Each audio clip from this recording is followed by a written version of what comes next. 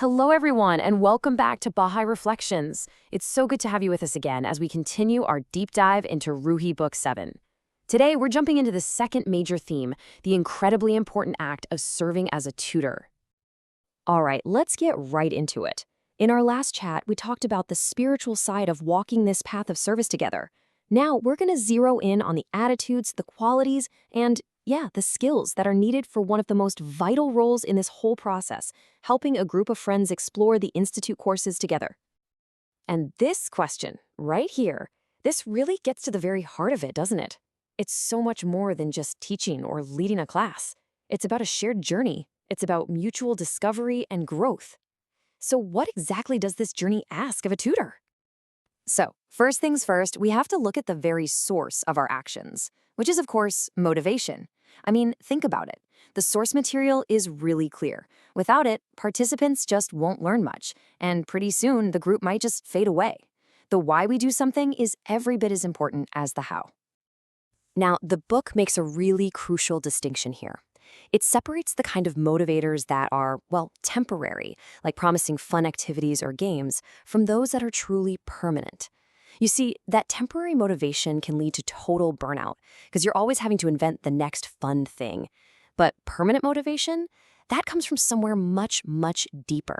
It's that genuine inner joy that you feel when you see other people learning and making progress. The materials also give us a heads up about a few, let's call them impurities, that can really cloud our intentions and make us less effective as tutors. Things like a secret desire for recognition, or maybe a subtle feeling of being superior to the group, or even an ambition to get a certain status in the community. These are real, subtle traps that can totally undermine the pure spiritual reason for serving. And this just nails the core message, doesn't it? That lasting, contagious enthusiasm isn't something you can just manufacture. It's the natural overflow of an inner state of joy that comes from a pure heart. It's a quality of the soul, It doesn't depend on what's happening on the outside, and it's this quality that truly inspires a study circle. Okay, so let's build on that. If that inner joy is the fuel, then the journey itself, the actual process of gaining understanding, becomes the ultimate destination. And it turns out it's the most powerful motivator there is. This quote from the book is just so central to everything a tutor does. There's this natural desire in every single one of us for meaning, for knowledge. And when a study circle can tap into that, wow, motivation just starts to feed itself. The thrill of discovery becomes its own reward. So, how do we actually do this? Well, the book lays out a really clear three-step path. First, the group just works to get the immediate, literal meaning of a passage. Then they start to explore its concrete expression, like, what does this actually look like in our day-to-day lives? And finally, they consider the broader implications, connecting that spiritual truth to the wider world.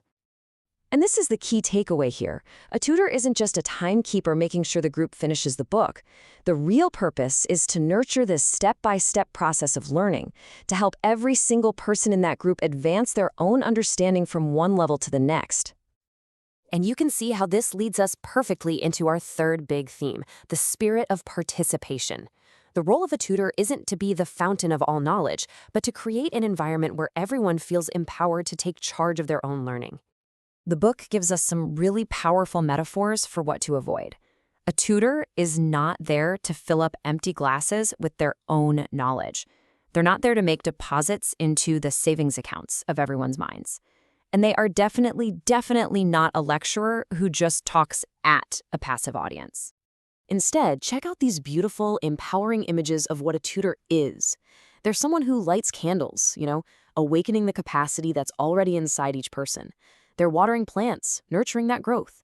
They're a fellow builder, working side by side with the group to construct a shared understanding. It's a completely different dynamic. So what does participation really mean in this context? It's that state where everyone in the group feels a real sense of ownership, a responsibility for their own education.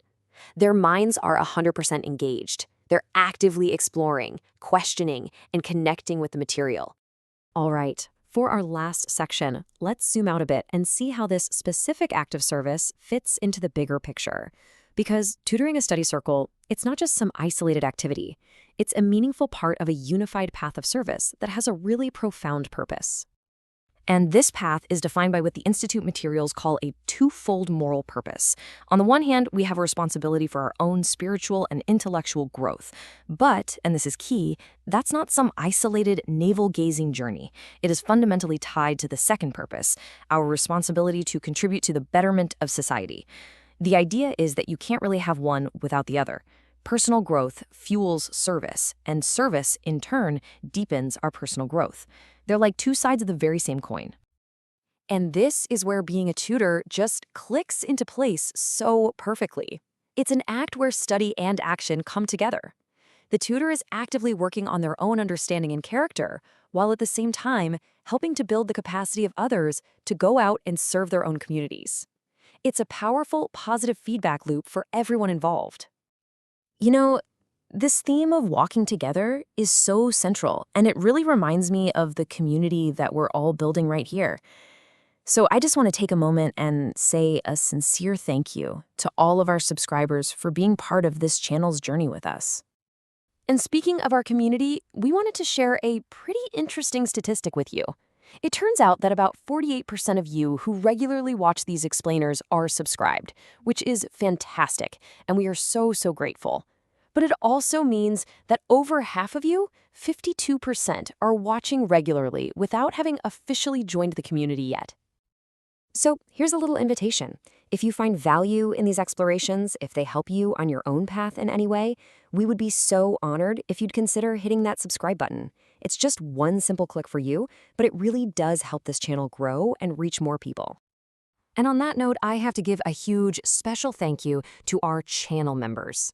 Honestly, your direct support is what makes it possible for us to dedicate the time and energy to put these explainers together. And if you've ever been curious about supporting us in that way, it's incredibly accessible. Memberships actually start at just 99 cents. It's just a wonderful way to help sustain and grow what we're all building here together.